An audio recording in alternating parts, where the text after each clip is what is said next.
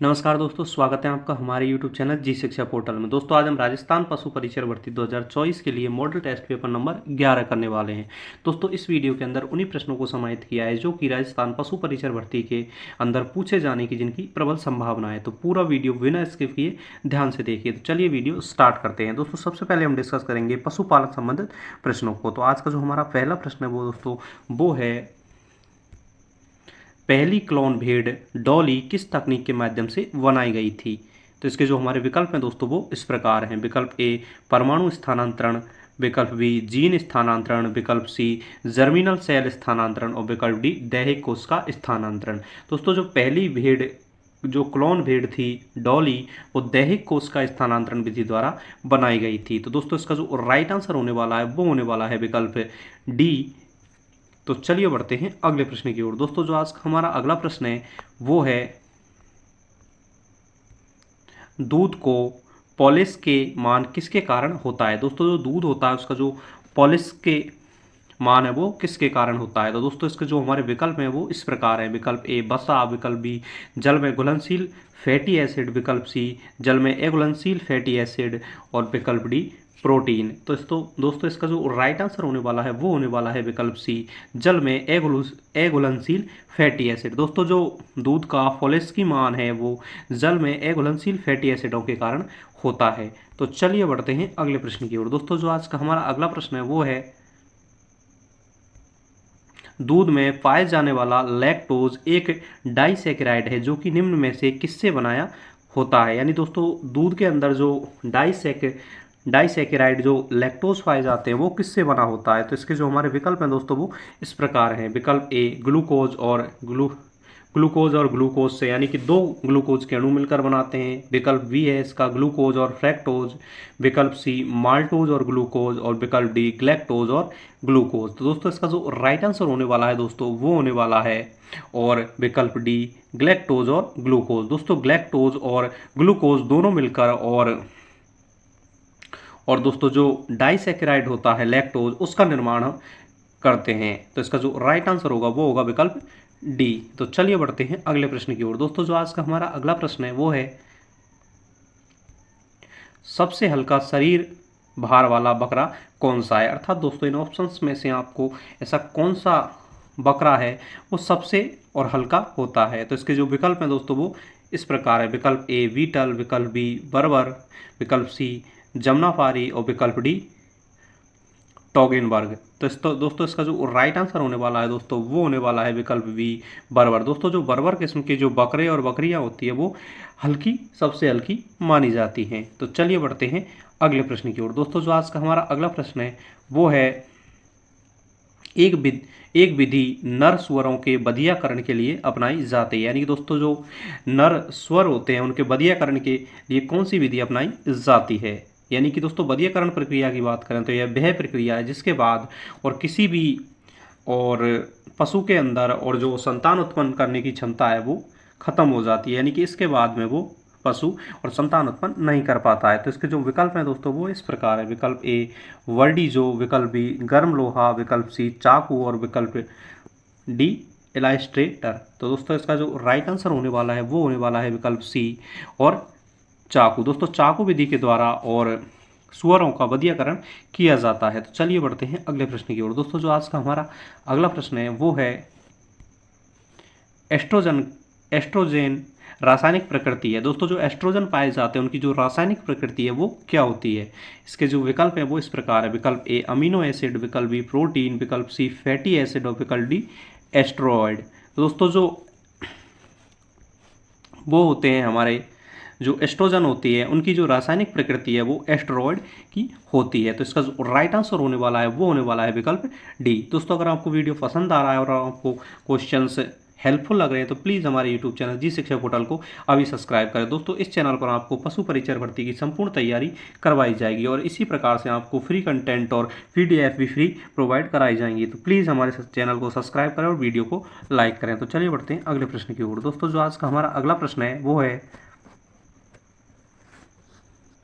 पशुओं में grass tetani किसकी कमी के कारण होता है। यानी दोस्तों जो पशु होते हैं उनमें जो ग्रास टेटनी है वो किसकी कमी के कारण होता है। तो इसके जो हमारे विकल्प हैं वो इस प्रकार हैं। विकल्प ए सिलिकॉन, विकल्प बी सोडियम, विकल्प सी मैग्नीशियम और विकल्प डी सेलेनियम। तो इसका जो राइट आंसर होने वाला है दोस्तों वो होने वाला है विकल्प सी मैग्नीशियम। दोस्तों पशुओं के अंदर जो ग्रास टेटनी नामक जो रोग है वो मैग्नीशियम की कमी के कारण होता है। तो चलिए बढ़ते हैं अगले प्रश्न की ओर। दोस्तों जो आज का हमारा अगला प्रश्न है वो है स्ट्रीप कप का उपयोग किया जाता है। दोस्तों जो स्ट्रीप कप होता है उसका प्रयोग किसके लिए किया जाता है? तो इसके विकल्प हैं हमारे।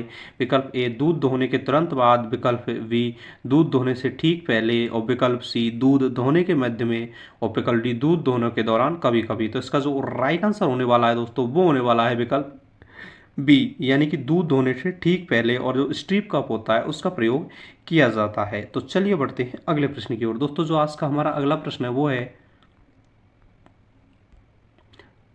चूजों में कलर्ड टो पैरालिसिस किसकी कमी के कारण होने वाला लक्षण है? दोस्तों जो चूजे होते हैं उनके अंदर जो कलर्ड टो पैरालिसिस नामक की जो बीमारी है वो किसकी कमी के कारण होती है? तो इसके जो हमारे विकल्प हैं दोस्तों वो इस प्रकार हैं। विकल्प ए फास्फोरस, विकल्प बी सल्फर, विकल्प सी नियासिन और विकल्प डी राइबोफ्लाविन। तो इसका जो राइट आंसर होने वाला है दोस्तों वो होने वाला है विकल्प डी राइबोफ्लाविन। दोस्तों और चूजों के अंदर और जो कलर्ड टो पैरालिसिस नामक जो बीमारी है वो राइबोफ्लाविन के कारण होती है। तो इसका राइट आंसर होगा विकल्प डी। तो चलिए बढ़ते हैं अगले प्रश्न की ओर। दोस्तों जो आज का हमारा अगला प्रश्न है वो है गाय के अग्रपादों के बीच पाए जाने वाला मांसल द्रव्यमान क्या कहलाता है?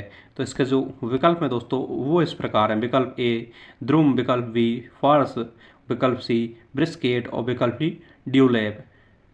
तो इसका जो राइट आंसर होगा दोस्तों वो होने वाला है विकल्प सी ब्रस्केट। दोस्तों जो गायों के जो अग्रपाद होते हैं उनके बीच में जो पाए जाने वाला मांसल द्रव्यमान है उसे हम ब्रेस्केट के नाम से जानते हैं। तो विकल्प सी इसका राइट आंसर होगा। तो चलिए बढ़ते हैं अगले प्रश्न की ओर। दोस्तों जो आज का हमारा अगला प्रश्न है वो है राजस्थान जीके का। अब दोस्तों हम राजस्थान जीके के प्रश्न इस वीडियो के अंदर डिस्कस करेंगे। तो पूरा वीडियो बिना स्किप किए ध्यान से देखिए। इसमें महत्वपूर्ण राजस्थान जीके के प्रश्न आने वाले जो कि कई एग्जाम्स में पूछे गए हैं। तो आज का जो हमारा 11वें नंबर का प्रश्न है वो है नौलखा बावड़ी कहाँ स्थित है?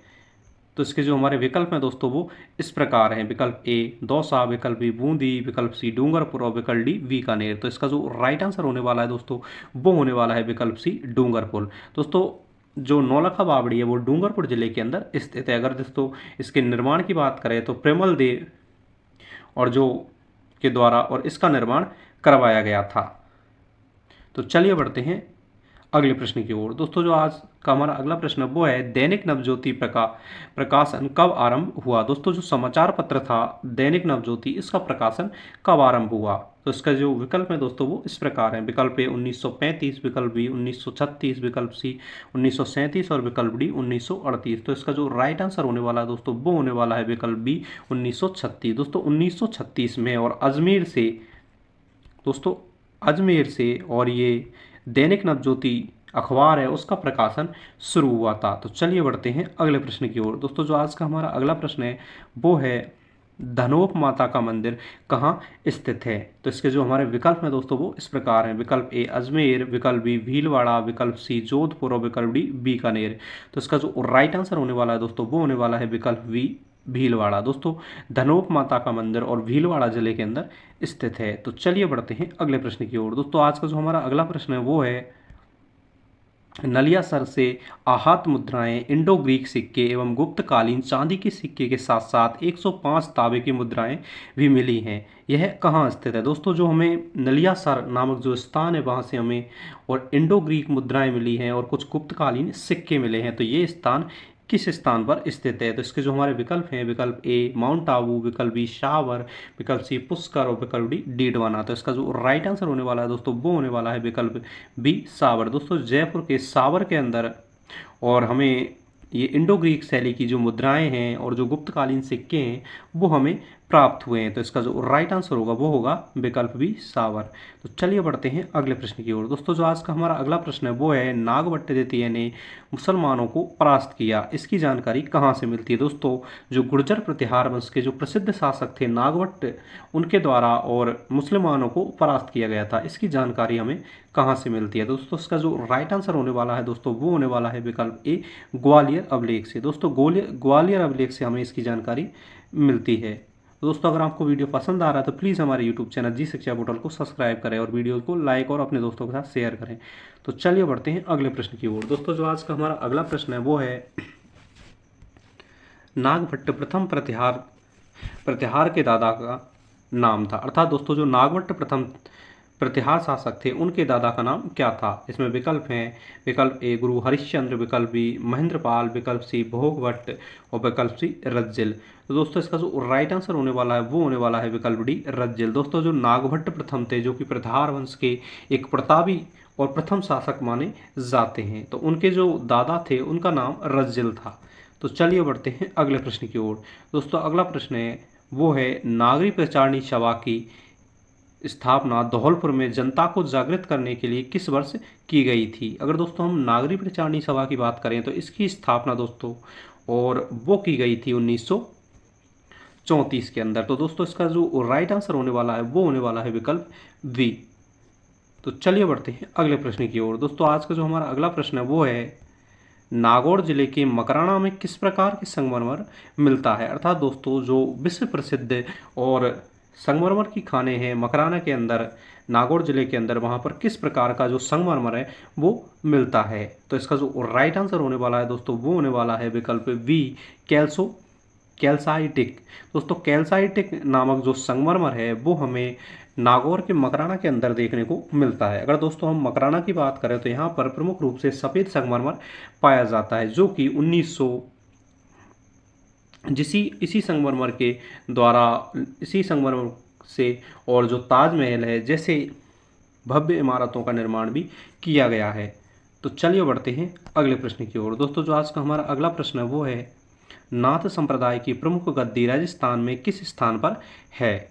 तो इसके जो हमारे विकल्प हैं दोस्तों वो इस प्रकार हैं, विकल्प ए जोधपुर, विकल्प बी नाथद्वारा, विकल्प सी उदयपुर और विकल्प डी नारायण। तो इसका दोस्तों जो राइट आंसर होने वाला है वो होने वाला है विकल्प ए जोधपुर। दोस्तों नाथ संप्रदाय की जो प्रमुख गद्दी है वो हमें जोधपुर जिले के अंदर देखने को मिलती है। भाई अगर दोस्तों हम नाथ संप्रदाय की बात करें तो इसके जो प्रमुख जो ऋषि हुए हैं वो हैं बालकनाथ, उनके द्वारा ही नाथ संप्रदाय को और एकत्र किया गया। इसमें प्रमुख रूप से भगवान शिव की पूजा की जाती है। तो चलिए बढ़ते हैं अगले प्रश्न की ओर। दोस्तों जो आज का हमारा अगला प्रश्न है वो है नाथद्वारा में राधा कृष्ण नृत्य परंपरा का नृत्य है जो कि पुरुष महिलाओं द्वारा युगल रूप में होली के अवसर पर किया जाता है, वह नृत्य कौन सा है। अर्थात दोस्तों इस प्रश्न के अंदर पूछा गया है कि नाथ द्वारा रास संबंध के अंदर और एक प्रसिद्ध नृत्य युगल रूप में किया जाता है होली के अवसर पर, तो वो नृत्य हमको बताना है। तो दोस्तों इसका जो राइट आंसर होने वाला है दोस्तों वो होने वाला है और विकल्प भी डांग नृत्य। दोस्तों डांग नृत्य प्रमुख रूप से और नाथ द्वारा के अंदर होली के अवसर पर युगल रूप यानी महिला पुरुषों दोनों द्वारा ये किया जाता है। तो चलिए बढ़ते हैं अगले प्रश्न की ओर। और दोस्तों जो आज का हमारा अगला प्रश्न वो है नाथ द्वारा के श्रीनाथ मंदिर में किस भगवान की प्रतिमा है। तो इसके जो हमारे विकल्प हैं दोस्तों वो इस प्रकार हैं। तो दोस्तों इसका जो राइट आंसर होने वाला है दोस्तों वो होने वाला है विकल्प बी भगवान श्री कृष्ण। दोस्तों नाथ द्वारा के श्रीनाथ जी मंदिर है उसमें भगवान श्री कृष्ण की प्रतिमा हमें देखने को मिलती है। तो इसका राइट आंसर होगा विकल्प बी। तो चलिए बढ़ते हैं अगले प्रश्न की ओर। दोस्तों जो आज का हमारा अगला प्रश्न है वो है दादू मोक्ष प्राप्ति के आवश्यक समझते थे। दोस्तों जो प्रमुख संत थे दादू दयाल, जिनकी अगर हम दादू दयाल की बात करें तो इनका जन्म और 1544 में हुआ था व इनकी मृत्यु 1603 में हुई थी। तो दोस्तों इनका जो प्रमुख स्थान है वो नारायणा जयपुर के अंदर हमें देखने को मिलता है। तो इनका जो मोक्ष प्राप्ति का इनके द्वारा जो वो बताया गया था वो क्या था। तो इसमें जो विकल्प हैं दोस्तों वो इस प्रकार हैं, विकल्प ए गुरु द्वारा मार्गदर्शन, विकल्प बी सत्संग, विकल्प सी साधना और विकल्प डी संन्यास ग्रहण कर लेना। तो इसका जो राइट आंसर होने वाला है वो होने वाला है दोस्तों विकल्प ए गुरु द्वारा मार्गदर्शन। दोस्तों इसका राइट आंसर ये होगा, यानी कि दादू दयाल थे, वो बहुत ही दयालु प्रकृति के इंसान थे। वो गुरु द्वारा मार्गदर्शन से ही मोक्ष प्राप्ति के मार्ग को अग्रसर करते थे। तो चलिए बढ़ते हैं अगले प्रश्न की ओर। दोस्तों अगर आपको वीडियो पसंद आ रहा है तो प्लीज़ हमारे यूट्यूब चैनल जी शिक्षा पोर्टल को अभी सब्सक्राइब करें। दोस्तों जो आज का हमारा अगला प्रश्न है वो है दादू पंथ संप्रदाय की मुख्य गद्दी राजस्थान में किस स्थान पर है।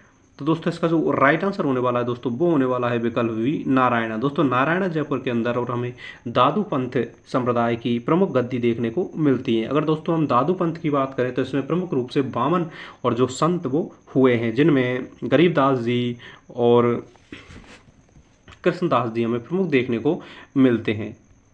तो चलिए बढ़ते हैं अगले प्रश्न की ओर। दोस्तों जो आज का हमारा अगला प्रश्न है वो है दिवेर के युद्ध अक्टूबर 1582 के पश्चात महाराणा प्रताप की नई राजधानी कौन सी थी।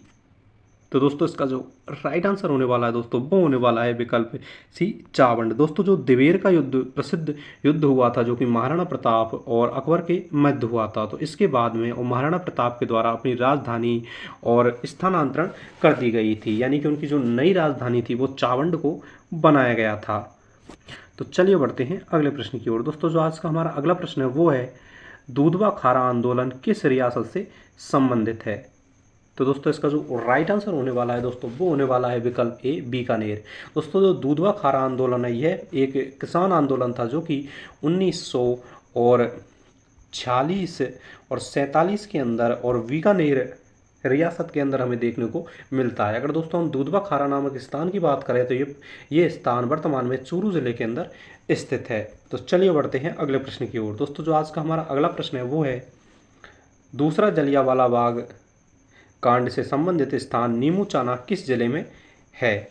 तो इसके जो हमारे विकल्प हैं दोस्तों वो इस प्रकार हैं। तो इसका जो राइट आंसर होने वाला है वो होने वाला है विकल्प बी अलवर। दोस्तों जो नीमूचाना नामक स्थान है जहां पर एक प्रसिद्ध किसान आंदोलन हुआ था वो अलवर जिले के अंदर स्थित है। अगर दोस्तों हम नीमूचाना कांड की बात करें तो ये मई और 1925 के अंदर और नीमूचाना नामक स्थान अलवर के अंदर हुआ था। इसके अंदर और हजारों लगभग 100 प्लस लोगों को और अंग्रेजी सेनाओं राजा की सेना ने और मार दिया था। गांधी जी ने इसी आंदोलन की तुलना और जलियांवाला हत्याकांड से की थी। तो इसका जो राइट आंसर होगा वो होगा विकल्प बी। तो चलिए बढ़ते हैं अगले प्रश्न की ओर।